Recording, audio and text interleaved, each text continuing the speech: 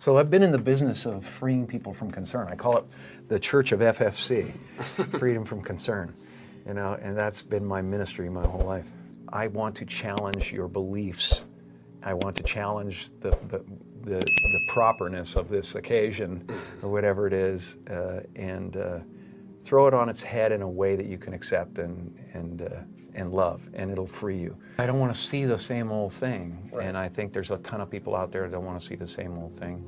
I just think it's in your nature, or it isn't in your nature. I went on a Broadway stage with Michael Moore last week, and I did a lot of comedy, and I did political stuff, and that was all great. And then I just kind of slowed down and started talking about the river of tears that we all have to face, and eventually. And I got into that pretty heavily, and they were looking at me like, this isn't what you're supposed to say, right? You know, you're supposed to say it's all going to be all right, and you're supposed to say that, you know, whatever you dream can come true, and you're supposed to say all those things. It's very strange because I've been sharing things that, you know, lately about what I believe and stuff that are really kind of, maybe a few years ago might have been like, okay, Jim, yeah, well, yeah, maybe we'll join you on that planet someday. I do believe in manifestation, the power of that kind of stuff, but I don't believe that any of it matters. You know, this mattering is to me a human construct, born out of a need. The same need as you have to have, you know, deities and things like that. You know, everything is divine. You know, there's no thing that isn't divine. Everything is divine, and I'm that. I'm not the body. I'm you guys, and I'm this thing, and I'm this thing, and I'm the cameras, and it doesn't matter to me what's happening on them. It's basically a total absurdity, but it represents my inner life exactly.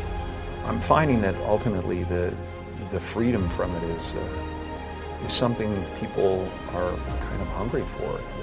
They're like, I don't want to be me either. Right. The feeling of wholeness is a different feeling than meanness. Yeah. The happy place is realizing that you're everything, you know, and that there's no real you involved in the first place. It sounds like, well, that's totally threatening, man. I can't not be me. I've built this construct. Yeah. You know, from the time I was given a name, and it's just ideas. Right. They're just ideas. Mm-hmm. You know, the only thing that separates you from an African American or an African Canadian is an idea. You know, and the weather. Right. You know, and the adaptation to the climate. Those who wish to masquerade for the rest of this virtual game sometimes are made really uncomfortable by it. Throughout time, like Andy, like Lenny Bruce, like breakthrough people, artists and whatever, refuse to wear the mask. And those types of people make it really hard for people to wear their masks. It really looks like a mask beside somebody who's not wearing a mask. Although Andy was putting masks on, in temperament and in his approach, he wasn't wearing a mask. He was going right for whatever you thought was precious. To me, he was the ultimate avant-garde. He was the ultimate courageous, you know, knight, comedy knight that didn't even need to let you in on a joke. You go to his grave not letting him in on a joke. I don't have that kind of courage. I believe that I had to become a famous, you know, idea. Yeah. And get all the stuff that people dream about in order to give up my attachment to those things. And it looks great. I mean, it looks great when you got a cool car and you got good, nice clothes, and you know, and you've done something that people admire. It's been part of the evolution of ego is to spend your first half of your life acquiring and adding, thinking you can add to yourself, and accomplish a bunch of things that you know, that look like success, but it can never fulfill you. You can never be happy. You know what I mean? It's not where happiness comes from. And you know, I dealt with depression, you know, a few years ago, and people still think, well, he's going through, you can tell he's depressed. And it's not. I have no depression in my life whatsoever. I have sadness and joy and elation and satisfaction and gratitude beyond belief, but all of it is weather, and it just spins around the planet, you know? It's not, it doesn't sit on me long enough to kill me. And the difference between depression and sadness is just, you know, from happenstance, whatever happened or didn't happen for you, or, you know, grief or whatever it is. And depression is your body saying, F you, I don't want to hold up this avatar that you've created in the world. It's too much for me. I don't want to be this character anymore. I think that, you know, grief and sadness and all those things are the ticket home to nothing. I think that that was a part of the process. Deep rest. Your body needs to be depressed. It needs deep rest from the character that you've been trying to play. Right. You know, the great and powerful Oz. And you're just the sweaty guy behind the curtain. It's an amazing metaphor, you know, in that movie. I don't really look for things. And it's the same with painting and sculpting or whatever. I'll just start, and it happens that later on, my subconscious mind told me something, just like the scripts tell me something about where I was at, you know, and so they find me. I'm not looking forward, and I'm not looking backward, and I'm not, you know, the aspect of this that's backward to me is like a contemporary thing. I think it's been a long process, and I'm not saying that I don't get caught up in the story, because the story's compelling sometimes. People go, well, what the hell, man? You're supposed to make 2.5 movies a year. Yeah. And I go, but that's playing to a demographic, and I don't want to do that ever. I don't exist. So they're all characters that I've played, including Jim Carrey, including Joel Barish. Jim Carrey was a less intentional character. Right.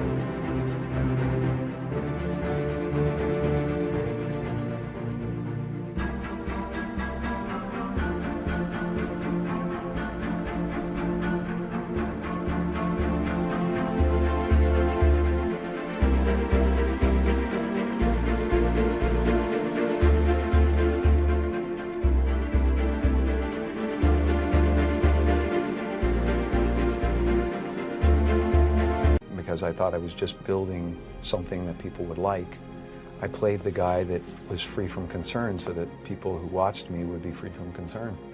It was definitely an important moment in the process where I found myself subjugating Jim Carrey for Andy Kaufman. And I was kind of watching from another place. And then at the end of it, looking for Jim Carrey again and having trouble finding him.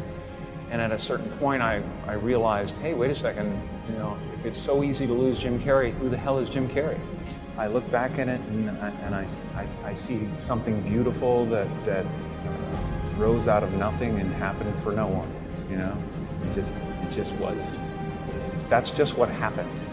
And it is wonderful, and there's insane gratitude around it, and wonder around it.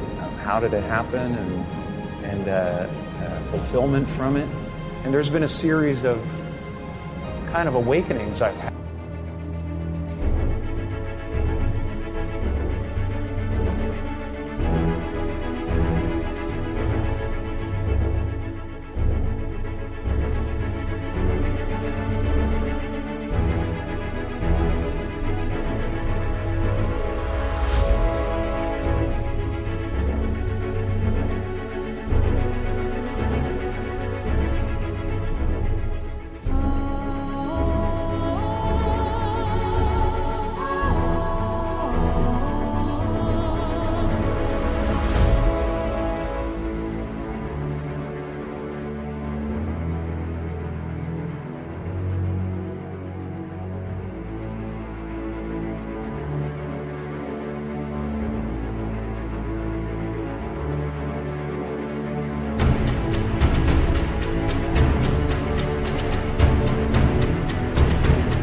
my life, and you know, people chalk it up to depression and all that stuff. There's been several other awakenings, and yet still I have a lot of egoic attachments that pull my attention and focus. You know, sadness comes, happiness comes. It's weather that flies by in the sky. It doesn't sit on you long enough to drown you. I've entered this area of my life where just creativity is just flowing over the edges, you know, in every direction. Now I feel like when I'm playing characters or whatever, I'm painting.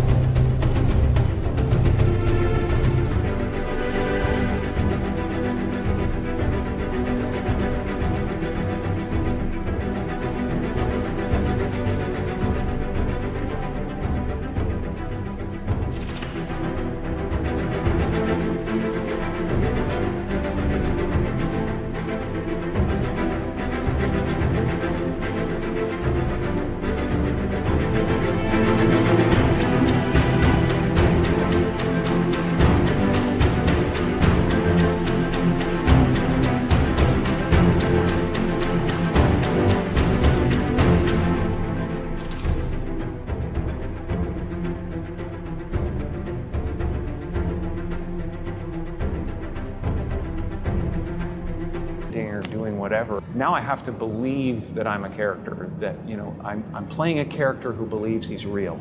So there's an extra kind of leap of faith that has to happen. You know, I don't believe I'm real, but if I play a character who's struggling, which most of them are, I have to believe entirely in his plight. It's a contemporary concept. It's what's happening right now inside everybody, is they're going, who am I? And they're depressed. You know, a lot of people, because they're trying to hold up an image in the world. And that's what depression is. I was depressed when I was trying to be the Wizard of Oz instead of the sweaty guy behind the curtain. But now I know that Oz is a character. And I think everybody deals with that. Everybody walks around and they go like, why am I depressed? Well, it's because you're trying to be something for the world, you know? And as soon as you let that go, better things happen. Well, I'm going to continue to be in the world no matter what, and we have more of an effect on the world than we know. We don't have to be multi-hyphenates to affect the world. I really like my quiet life, and I really love putting paint on canvas, and I really love my spiritual life. Being in this moment frees you from the entanglements. It's just, to me, it's like all discomfort is caused from future time travel. Yeah. You know, trying to fix the future. Honestly, I seem to be able to keep a good energy because most of the energy people lose is because they're future traveling in their brain. Right. And I'm really nowhere but here. You have no idea how much I appreciate my place in the world. Right. Yeah. I really do. Yeah. I feel completely blessed in every way, and that's for real. I feel like, and this is something you might never hear another celebrity say as long as time exists, I have enough. I've done enough. I am enough.